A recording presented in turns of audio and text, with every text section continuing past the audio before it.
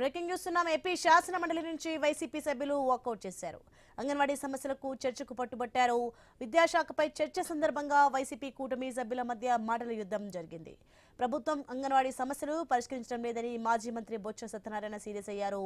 అంగన్వాడీలతో గత ప్రభుత్వం ఒప్పందం చేసుకుందని ఆయన అన్నారు. ఒప్పందం లేదని మంత్రి సంధ్యారాణి ప్రకటన చేయడం సరికాదన్నారు. మంత్రి ప్రకటనకు నిరసనగా మండలి నుంచి వాకౌట్ చేస్తున్నట్లు బొత్స ప్రకటించారు.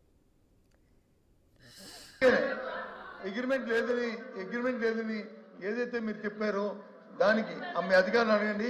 దానికి నిరసనగా దానికి అమ్మా కొద్దిగా దయచేసి సమయం పాటించండి. దయచేసి ఏదైతే పేద అంగన్వాడీకి మీరు వచ్చి అగ్రిమెంటే లేదు ఇదే ఈ విషయంలో లేదు, ఇవన్నీ మేము చేస్తామని మీరు చెప్తున్న సచిదూరం ఆరోపణలకి ఏదైతే అగ్రిమెంట్ లేదనే మాటకి ఇవాళ మీరు వహించాలని కోరుతూ అంగన్వాడీల పట్ల ఉన్న సానుభూతితో వారు చేస్తున్న కృషికి వాళ్ళకి జీతాలు డిమాండ్ చేస్తూ మేము మీ ప్రభుత్వం ఇటు పరిస్థితులను కూడా అంగన్వాడీ న్యాయం చేయదనే రీతిలో మేము వచ్చి ఈ సభ నుంచి వాకౌట్ చేస్తాం. అధ్యక్ష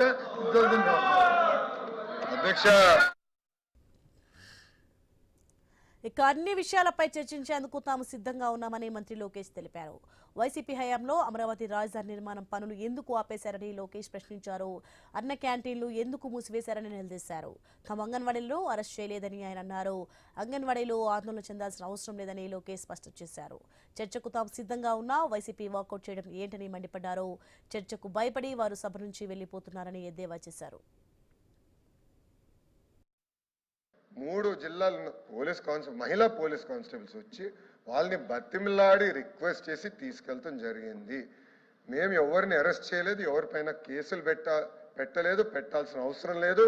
ఇది ప్రజాప్రభుత్వం, వాళ్ళతో చర్చించే మేము పని చేస్తాము. వాళ్ళు తప్పనిసరిగా పిలుస్తాం, మాట్లాడతాం. ఆల్రెడీ గౌరవ వేతనాలు పెంచే దాంట్లో గౌరవ మంత్రి గారు చాలా స్పష్టంగా అది పరిశీలనలో ఉందని చెప్పారు. అది గౌరవ ముఖ్యమంత్రి గారి నిర్ణయం కూడా తీసుకుంటారని మా అంగన్వాడీ వర్కర్స్కి తెలియజేస్తున్నా. మా ఆశా వర్కర్స్కి నేను భరోసా ఇస్తున్నా. మా విఏఓస్ కూడా ప్రభుత్వం తరఫున హామీ ఇస్తున్నా. అధ్యక్ష.